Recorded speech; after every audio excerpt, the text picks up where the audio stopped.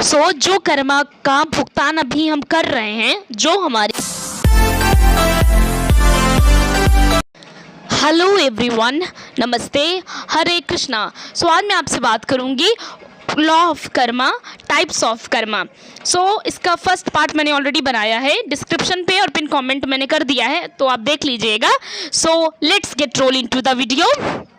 चलिए, सबसे पहले मैं आपको एक बात बता दूं कर्मा के बारे में कि गाइज, जो कर्मा है ये बेसिकली यूनिवर्स का एक लॉ है, इस ब्रह्मांड का एक लॉ है, और ये लॉ हर किसी के लिए लागू होता है। ठीक है, ये कोई भेदभाव नहीं करता, कोई पर्सनैलिटी नहीं करता, ये हर किसी को मिलता ही मिलता है, तुम मानो चाहे ना मानो। ठीक है, अगेन यूनिवर्स को, सुप्रीम पावर को आपके अप्रूवल की कोई ज़रूरत नहीं है। ठीक है, बेसिकली जो कर्मा है उसका भुगतान तो आपको करना ही है ना, हर एक मायने में करना है।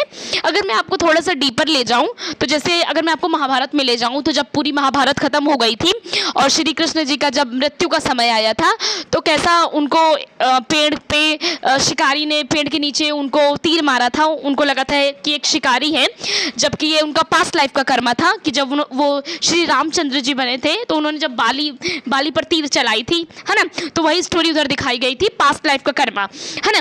तो बेसिकली अगर हम देखें एकदम ध्यान से, तो सुप्रीम पावर ने भी इसको अपने जरिए बताने की कोशिश करी है कि यस, कर्मा एग्जिस्ट होता है और कर्मा का भुगतान होता है पास्ट लाइफ में, इस लाइफ में, आगे चल के, है ना। फिलहाल अभी मैं आपको पास्ट लाइफ सब कुछ बताऊंगी।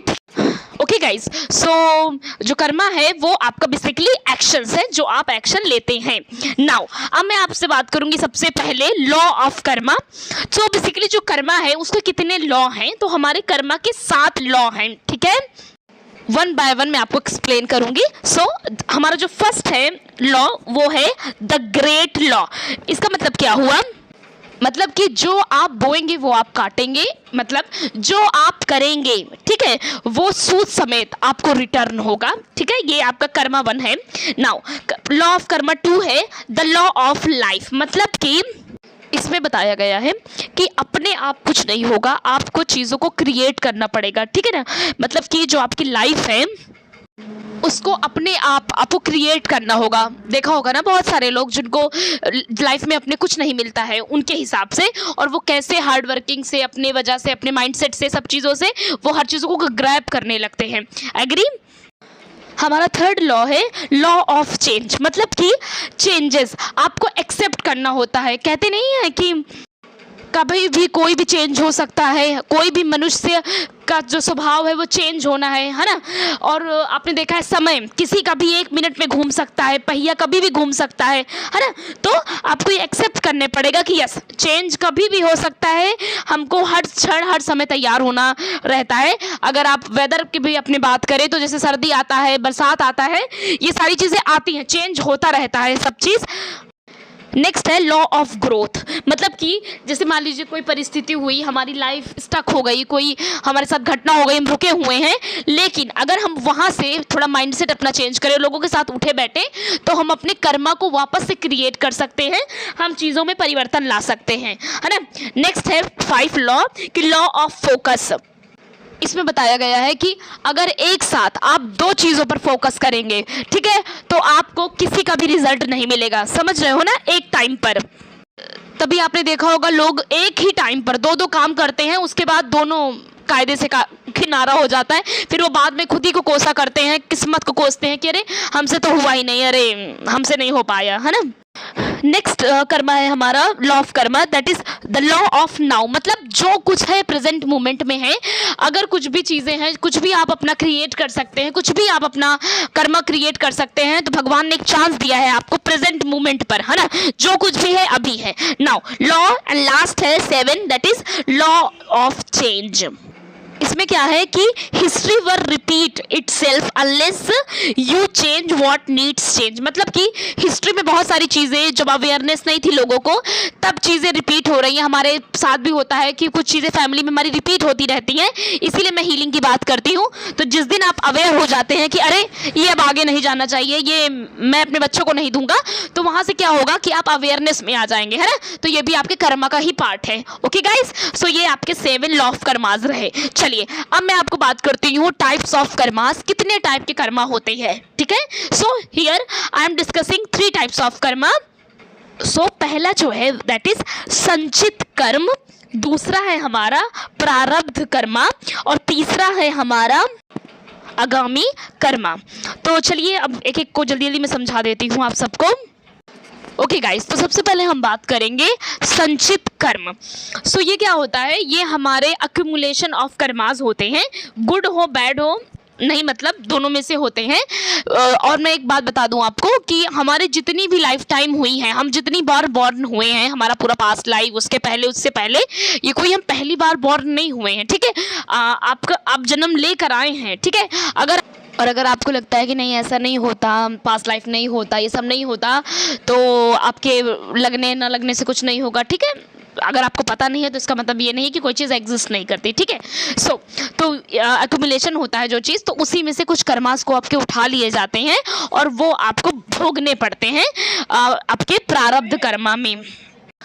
और थोड़ा सा मैं और आपके डीपर जाऊंगी कि जो चीज़ आपको भोगनी है वो तो फिर आपको भोगनी ही है, ठीक है ना। जो आप भुगतान कर आए हैं उसका पेमेंट तो आपको इस जन्म में करना ही होगा, है ना।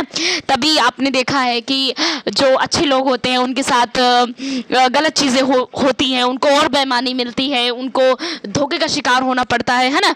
घर में बहुत ज़्यादा लोग टॉक्सिक होते हैं। सो ये सब बेसिकली क्या है, ये आपका पास्ट लाइफ से आता है, ठीक है।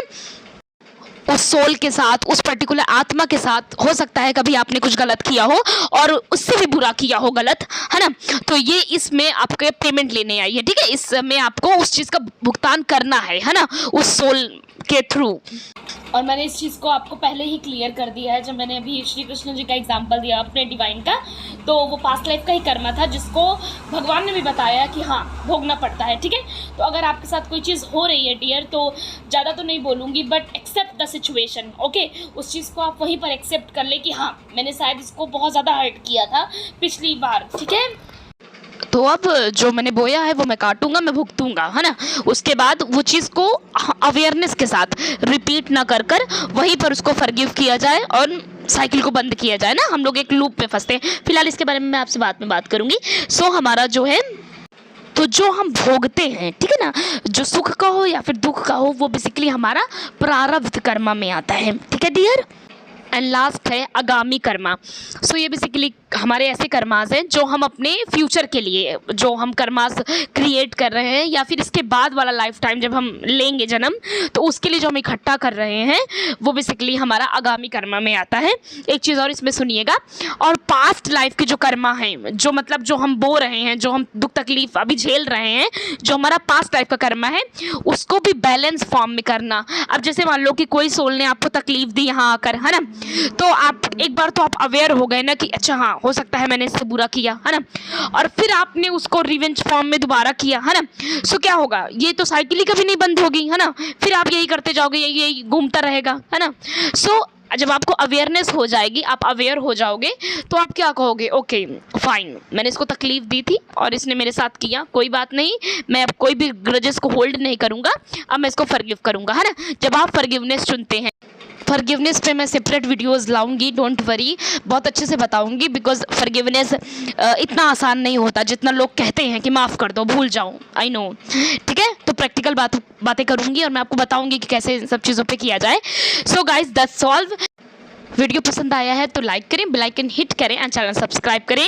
और इंस्टाग्राम पर मैं अवेलेबल हूँ, कुछ पूछना है तो चले आइएगा, फॉलो कर लीजिएगा। अकाउंट नहीं बना है तो बना लीजिएगा। So thank you so much everyone. Hare Krishna.